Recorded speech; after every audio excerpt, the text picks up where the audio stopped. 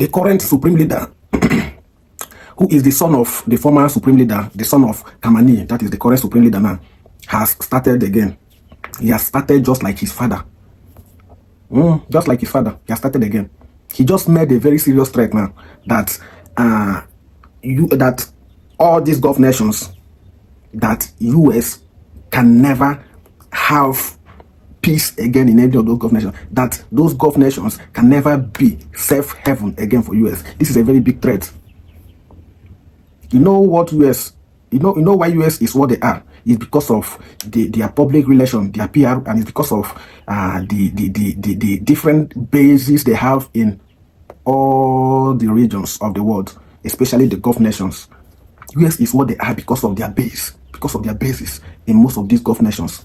And this guy has started threatening that those Gulf nations can never be safe haven again for US. This was more like the same threat his father was making against the US.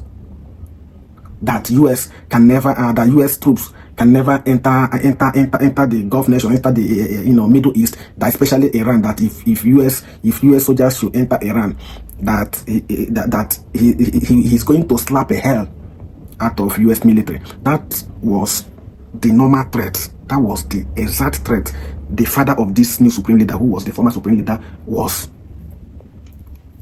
giving to the US. That was what he was doing. That's the threat he was threatening the US. And when they entered, the young man couldn't do anything. He ran inside the bunker. He ran to underground and hid inside the bunker. Even as that, the letter guided him. Now the son has started his own US, that this Gulf nation can never be safe haven again for US. Why I'm even very angry, these people, you keep threatening what you cannot do. You keep threatening. Look at the peace agreement. Look at the peace deal, the drafted peace deal.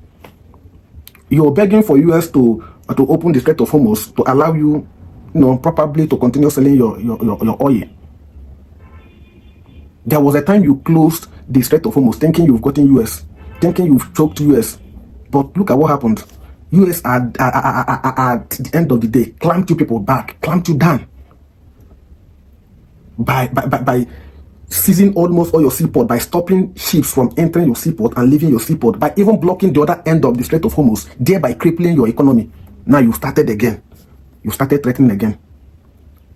Is it possible? How possible is it that Iran can make US not to have military bases in most of these Gulf nations, in all the whole Gulf nations?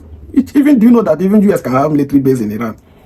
If that is their objective, if that is their strategic objective, they will do it. Not to talk of stopping US from having military bases in most of the Gulf nations. At least when you want to threaten what you can do. Say what you can do, so that when you say it, you will do it.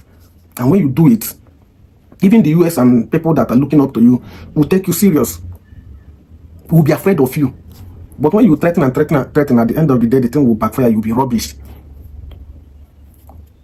What do you now? What are you trying to, like? What do you gain? What is the advantage of that at the end of the day? That when you threaten, you'll be clamped down, you'll be messed up.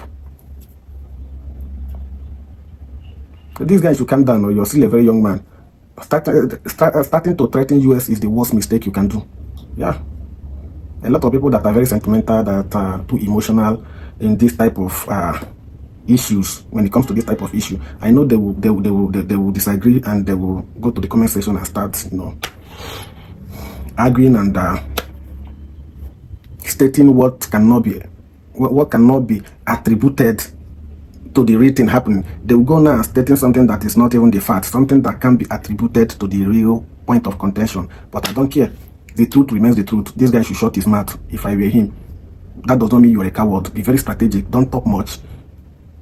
Do your underground work. Build your country underground. Don't talk. Don't make noise. That is not what you need. It is not helping, and it can never help, especially when it comes to a country like the United States of America.